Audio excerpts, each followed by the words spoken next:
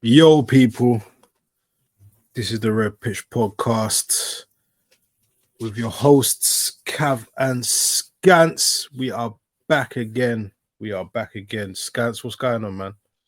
All good, man. All good. Looking forward for Sunday. Yes. One more game away from, the champion. So, I'll do it here now. Congratulations to Liverpool. There's a lot of fans I've heard, including Arsenal fans, City fans, Chelsea fans, United fans say, Liverpool won it because everyone else flopped. But listen, you lot went on a 26 game unbeaten run. Um, I think if you're going to run that long, you deserve to be crowned champions. Everyone's been great. Salah's having his time of his life right now. Yeah. I thought he would have gone down as he's getting older, but he seems to be getting better. Just signed a new deal, him and Virgil. So I'm sure you're happy about that too. Yep. Yeah, man. How's it feel? It's good. It's good. It's good, man. It's good. Like the main thing is celebrating in front of fans, isn't it? That's the main thing. Like that everyone wants to do. Like everyone's like, oh, COVID. So it's like there's always seems to be a problem when Liverpool wins the league, in it. So it's just one of them things. It's like you said, 26 game unbeaten run. Pep's never done that.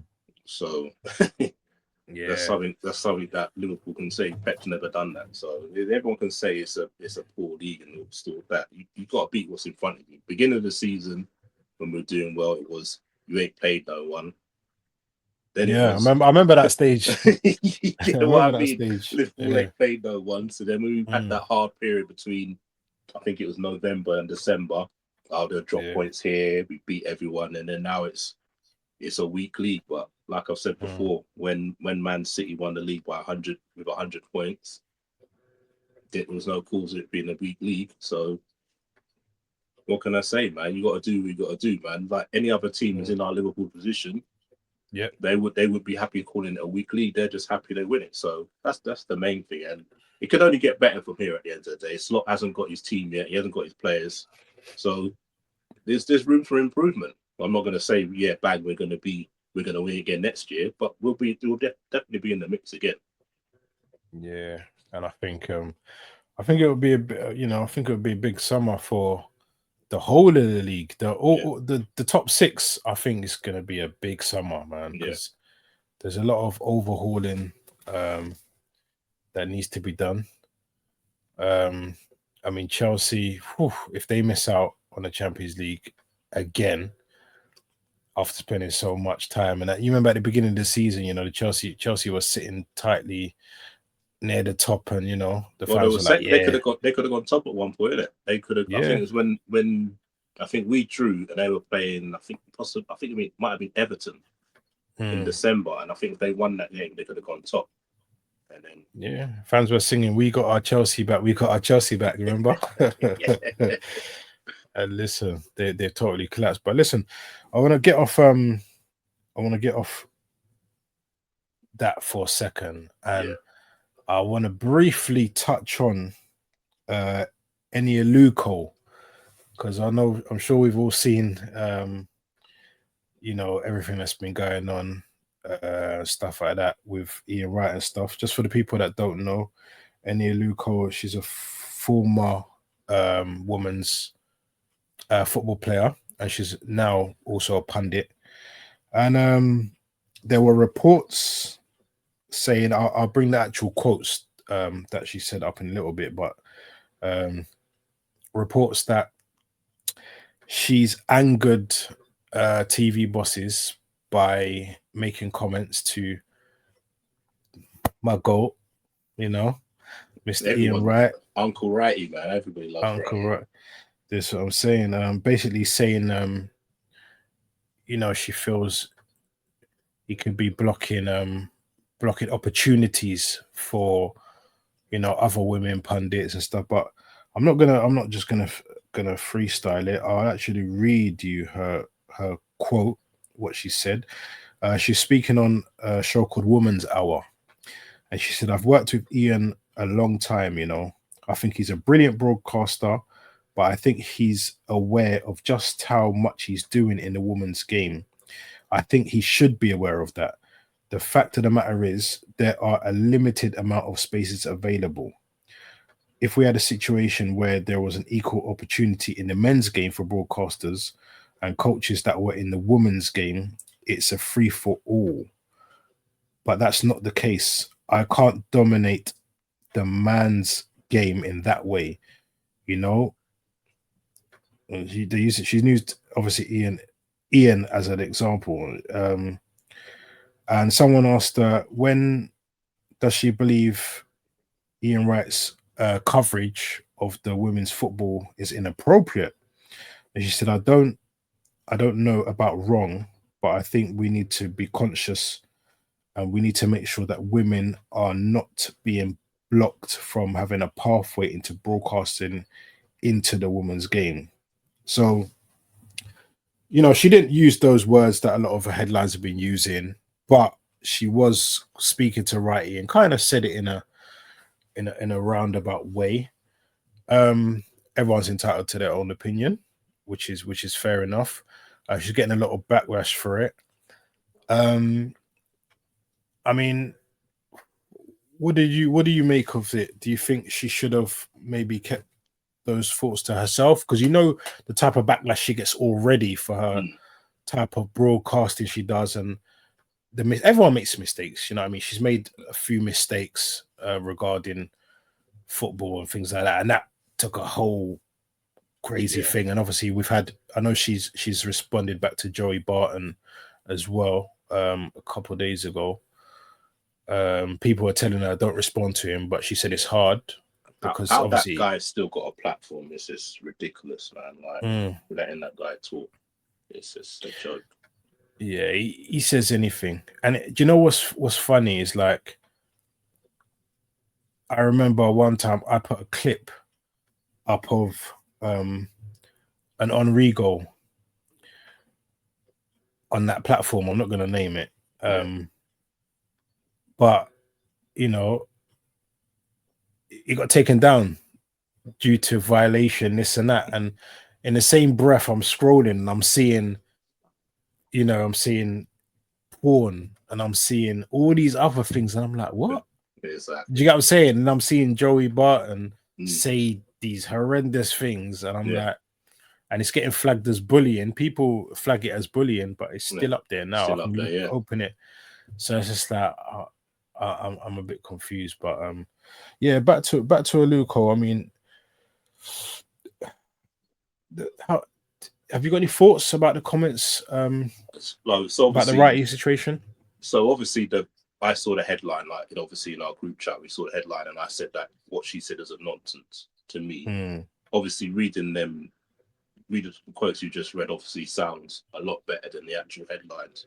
Obviously it's clickbait in it, so everyone reacts to it. But to me, I still feel it's a nonsense statement she's making, because Wrighty's a massive advocate for women's football. He's been for years. Before it got televised, he's been on platforms saying that the women's game need help and they need more investment and they should be televised. And he's been a massive advocate for it. So if you look at it now, like, women's football's on TV now. Like, it's not just on terrestrial TV. It's on Sky. Sky sponsored the Women's Super League. And I watch a few of the games. Some of the games are good, so I've got no problem. I've got my niece. My niece loves football. I go watch her every weekend. So Wright's a massive advocate of women's football. So her saying that she's blocking pathways when he basically getting it out in the mainstream is ridiculous. He's got a podcast where he speaks on, I think, once a week with talking about the Super League. He goes to the Arsenal women's games. I found out today that he helped out a player with her recovery from an ACL injury. He's paying for her recovery. Like, I heard about that. Yeah, those sort of things you don't hear about. But you got Aluko saying that he's blocking a pathway. But if you look at Wrighty, the majority of the things he's online, he's working with a lot of women. So if he's blocking a pathway, like, how is he blocking a pathway? And not just that. If you look at the men's game now, you get female. You got female presenters. A lot more female presenters there. You've got female co-coms, and some of them are really good. Some of them are really intelligent.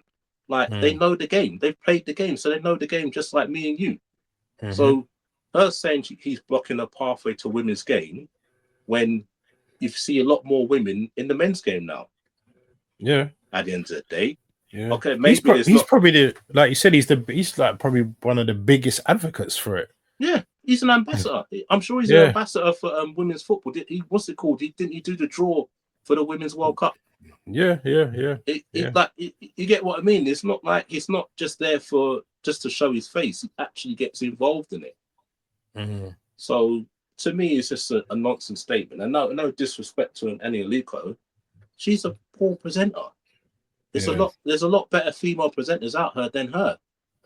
So I don't understand. You've gone after the wrong person. One, it's Uncle Wright. Everyone loves him. Two, a lot of women in football know what he does for the women's game. Yeah. So, and everyone loves Wrighty. Like the players, when he's, it doesn't even matter. It's not even just Arsenal. Yeah. But he's at all the England women's games. Yeah. You know, I see him at Chelsea women's, even Spurs women. Yeah. Do you know what I mean? And they love him. Yeah. They love him for what he does to them. And like you said, for him to do that, I mean, about the helping the lady with the ACL. Yeah. Nobody knew about that. But behind the scenes, I'm sure he's doing more than that as well. Exactly. Do you know what I mean? So, but yeah, I just think, I mean, I don't know. I don't know if she's come out and said anything since. I did go on her social media earlier to kind of look and see, has she like come out and made a statement after getting the backlash and stuff. And I didn't seem to see anything that she's posted. She just okay, right, yeah, she's put contrary to clickbait media headlines, no one was attacked or accused during this interview. There was a lot of examples used of men in women's sport. Ian Wright is one, and as I said in the interview, Ian Wright is brilliant. That's what she said. So, you know, yeah, I still think she could have said it in a different way, and kind of, you know, you said he was brilliant, but then on the other hand, yeah, you're saying he's blocking a pathway. Do you know what I mean? So, but anyway, think about that. But like one last thing on that, no disrespect. What's going to get more media attention, Ian Wright or a former women's player? And that's no disrespect to them. Like, if you're trying to increase the viewership of the women's game, then and you're using an advocate like Ian Wright, who actually takes care of players and is interested in the female game, who are you going to use? Yeah, you're going to use Ian Wright at the end of the day. And he's like I said, he's not in it for the money. He's there to promote it. He's got grandchildren. He goes watching his granddaughter play. So exactly, he's got skin in the game. He wants to see it develop. Like he had a massive show on it on the overlap with former player Jill Scott. I think she's like the most capped English female English player. Yeah, they had a massive conversation about on the overlap. You know how big the overlap is. They were talking about this game, about how they can get more money, and he was like, you could see the passion when he was talking about it with her. You know what I mean? Yeah. Like you got Gary Neville, Carragher, Keane on there, like listening to him intently because he was so passionate about it. So there you go. You can see the passion in his eyes about it. So he's not in it. He's not in it for nothing, just for improvement. So people know.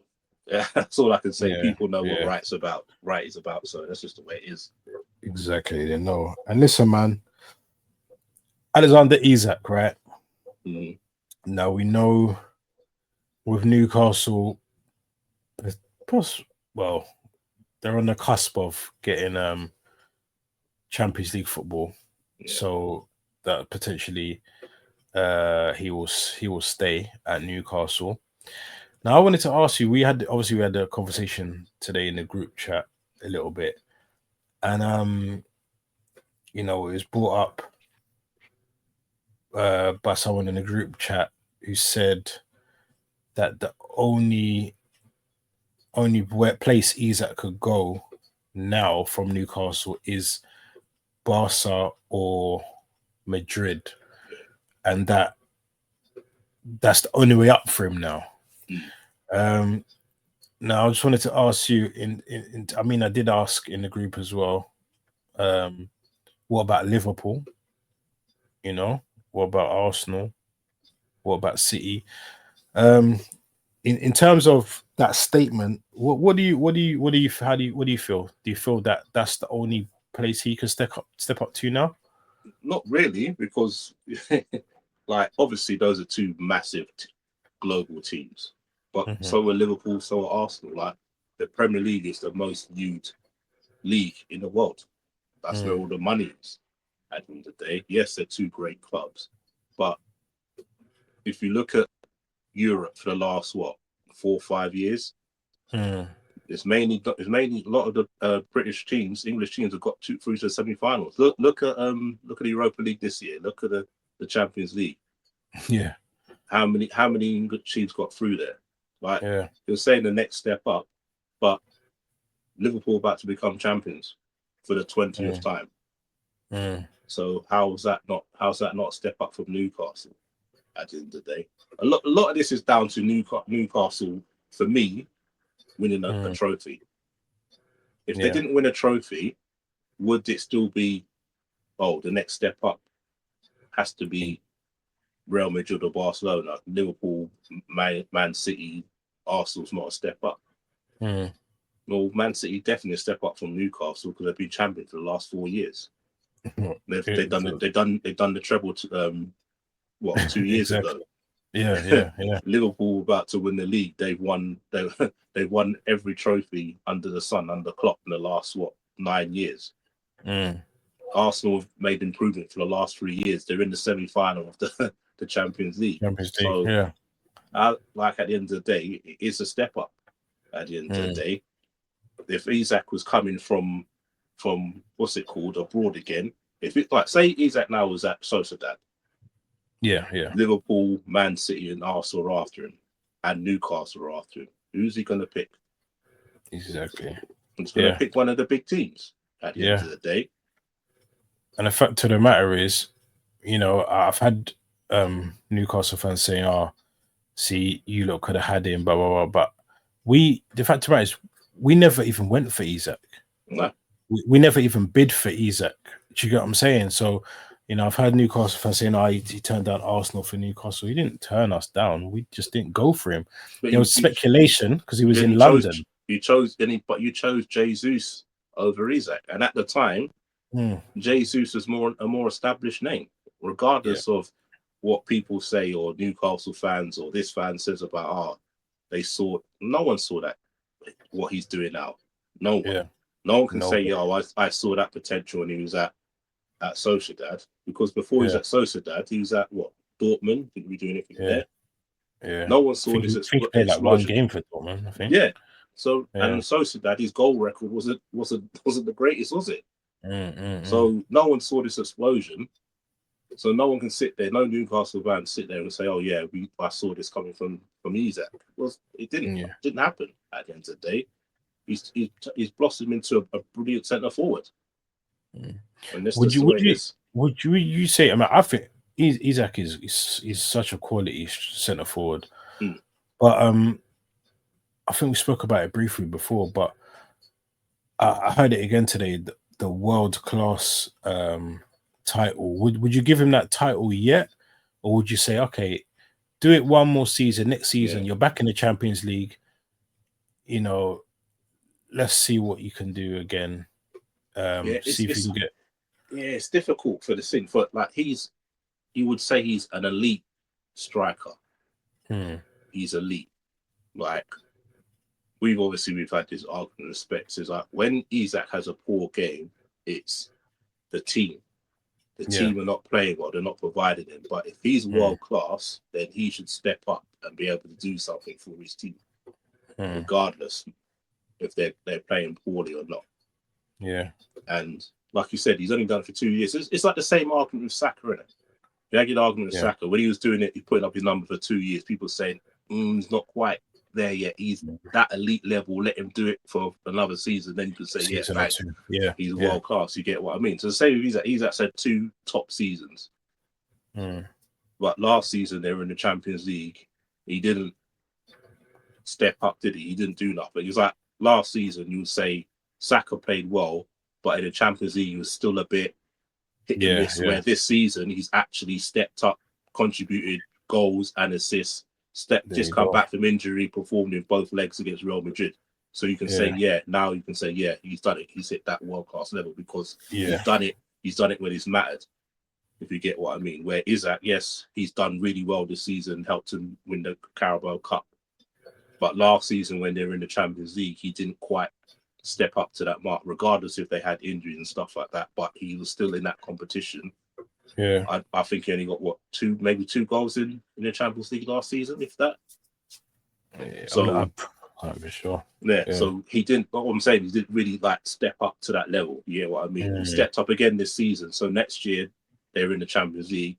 Then you want to see him to go back, like step up to that next level. He's getting into goals. He's doing what he's done in the Premier League. Now he's doing it in the Champions League because that's what everyone looks at. That you're playing against the best in Europe, the best defenses. So yeah, just delete. I would say just below, just more world class. Do you think Liverpool will test the waters? I think we will. But I doubt we'll get him because it's a lot of money to lay down. I reckon Liverpool need at least 4, maybe 5 players. But then I saw a report today, something saying about at the end of the season we should be getting like 177 million for winning the Premier League. So that's what I'm saying. Money. So the money's there, but it's just, do you want to spend it? Like say 120, the big chunk, but then it could depend on sales. But I think they may test it. They may test it, see what Newcastle's saying.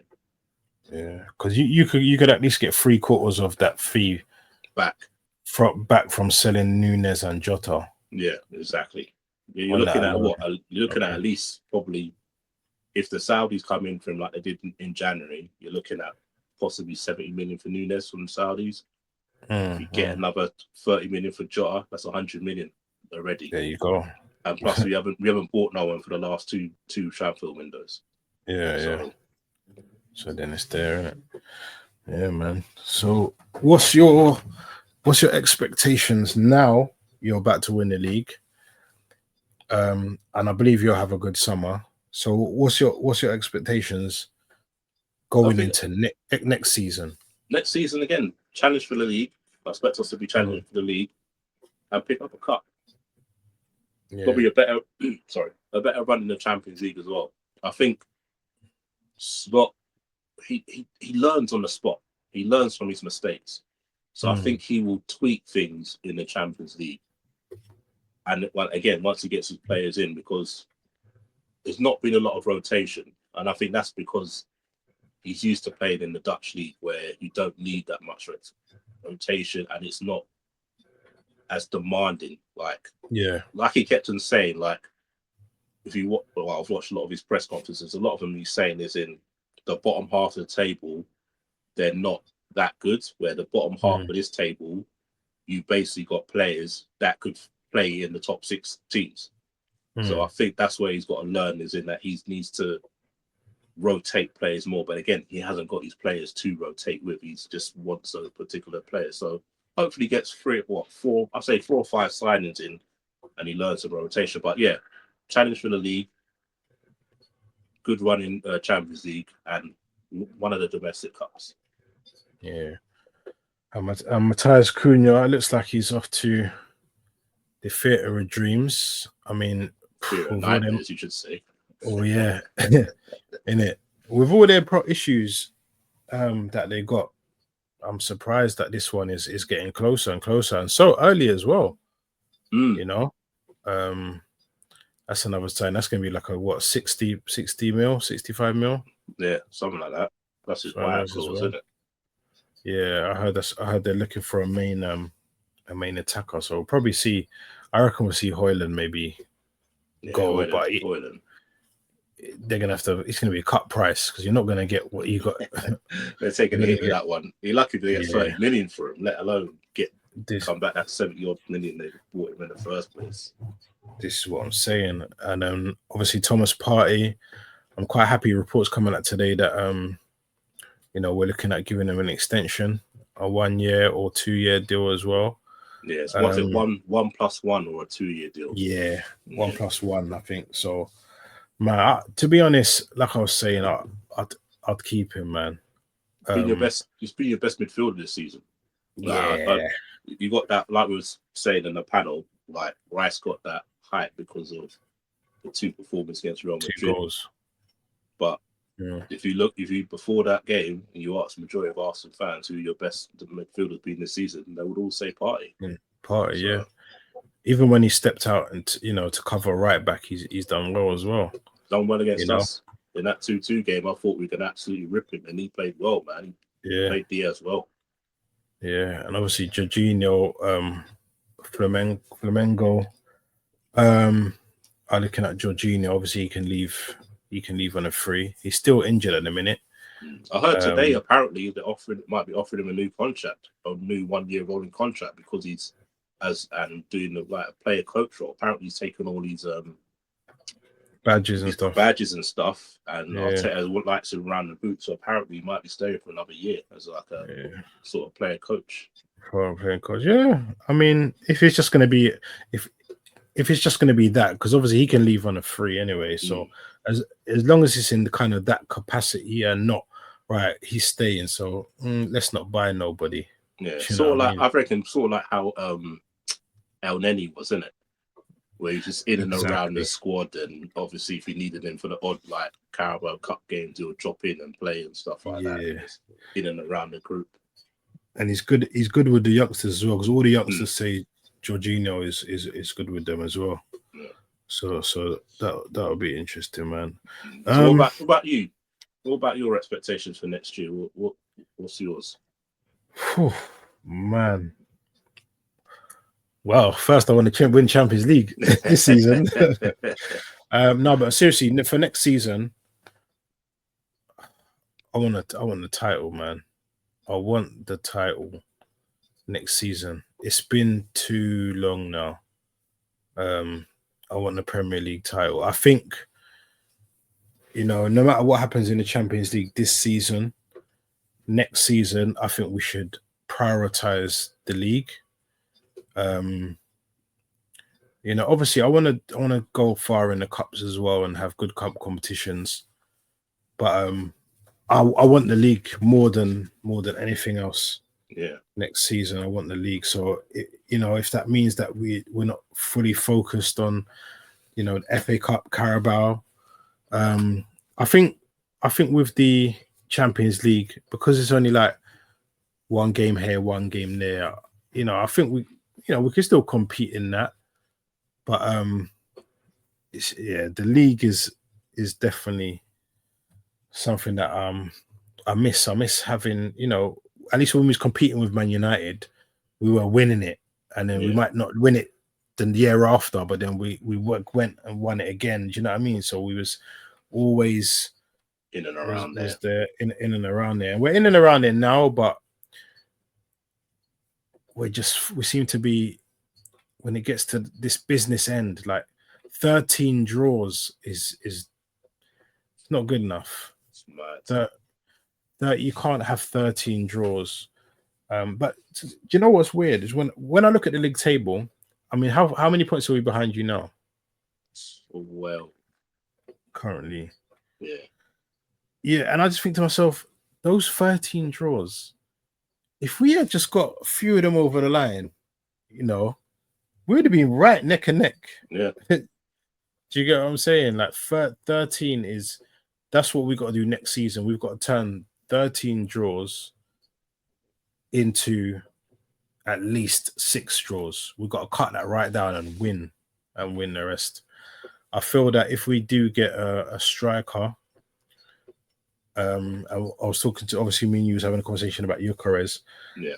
I truly believe if we get Gyökeres, I'm guaranteeing minimum 25 20, 25 league goals, just because he's just a finisher, and the guy is he's strong and powerful. It's like I know the Premier League's different, but I think he can handle the defenders. I think he will bully a lot of defenders. I think he will.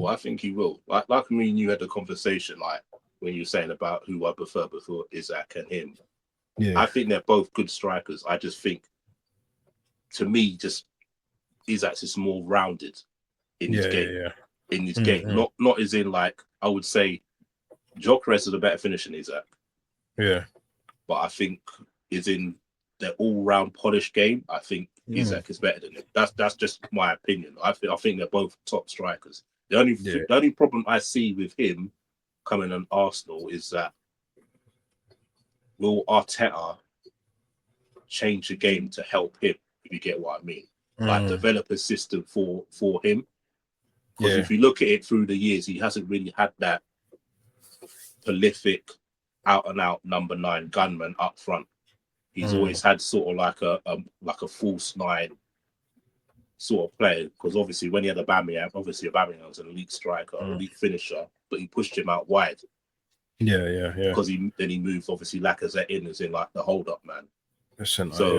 Will he now have to adjust his game again to that number 9? If you get what I mean, he's been so used to having this set way of having like a false 9. Yeah, but you know, with Gyökeres, when you watch his game, he's not just one of them strikers that just hangs in the box. No, on the straps. He does a lot. He drifts. It's kind of similar to what Aubameyang was doing. He'll drift out to the left. He'll come central, and he's got a hell of a strike on him as well. So much power. You know, like how kind of like Podolski, Van Persie, the power they used to have. Remember the shot against you lot, the one when it ricocheted off the bar in Champions League this season. Yeah, that was a fun shot. He's got so much power, composure, and now to his game, what I've noticed is that he can play with his back to goal as well. A couple years ago, it was just tunnel vision, straight thing. But now this season, he's taking it with his back to goal and he's laying it off, and his assists have got a bit better as well.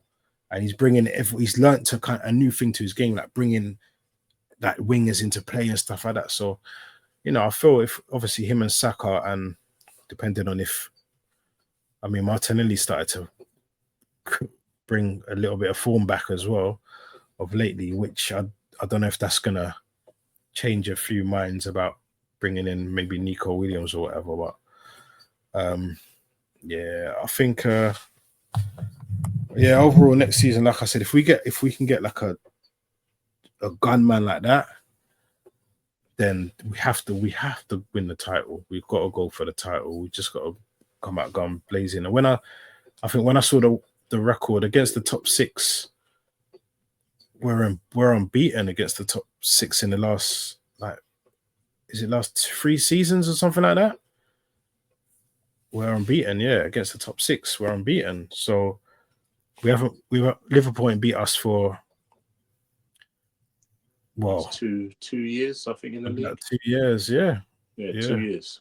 They haven't beat us for drew 2-2 that Anfield, 1-1, 2-2 last year. Last season we beat you 4-2 or 4-3. Was it 4-2? You beat us. You beat us. Yeah, it was 3-1 at home. And we drew. I think we drew 2-2 or 1-1. 2-2. Yeah. That's when we was 2-0 up, innit, that year. Yeah, 2-2. Yeah. So, against City as well. City haven't beaten us in a couple of seasons as well. So, it's that record that was so bad for us that now we've overcome that, but then it's the little teams now holding us to draws, and it's the low block. Low blocks has just got you. Got you in that. Exactly, man. Exactly what we do. But before we head out, anything else you wanna discuss? Champions League. What are you thinking? What are you thinking about the 2 legs? You know what? Kvaratskhelia and Kvaratskhelia, Dembele. They worry me. Hakimi, Mendy. Is it Mendy or Nunes or Mendes? Mendes. Yeah. Yeah. The wing back. I can't remember, but they worry me on the flanks. Those four guys on the flanks, they worry me the most.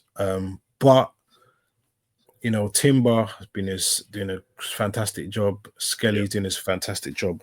I think if we can look down, look that, you know, the wingers, if we can lock them down, I think we'd have a good chance. But what I was saying is that we have to get at least a 2 to 3 goal gap to take to the Parc des Princes. Yeah. Because we can't go there drawing or even just a 1 goal deficit. We've got to go there with a margin. And you know what? I know they were saying before about I know that the home and away thing, but I kind of liked it the way it worked against Real Madrid, because I feel if the first leg was in the Bernabeu, I don't think we'd have won 3-0. You know. Yeah, I don't think he would have won 3-0, but I think he probably would have got a good result over there, to be honest with you. Yeah, I think we could have got a good result. But you know, so I think we just got to do the same. Yeah, we got to do the same next week.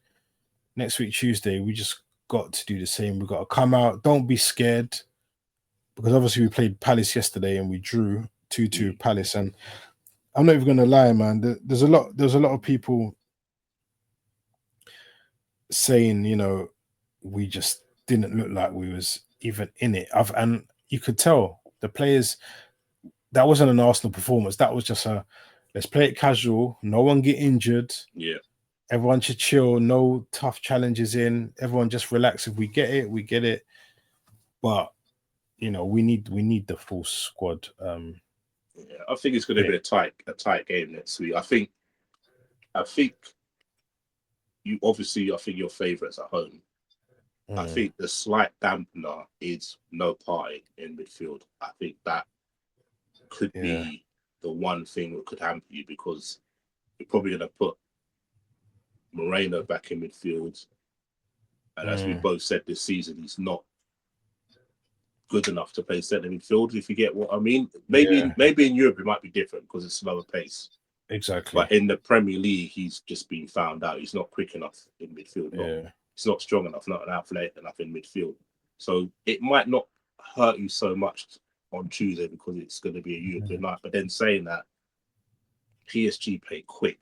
They're midfielder. They're nimble. They get around. You saw them against us. They were really good. So it's like that's probably Liverpool's toughest game they've played this season. Those 2 legs.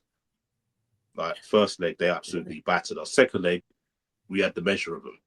I think in the second, we were just unlucky with that goal that they scored. So I think you like maybe win 2-0 or 2-1.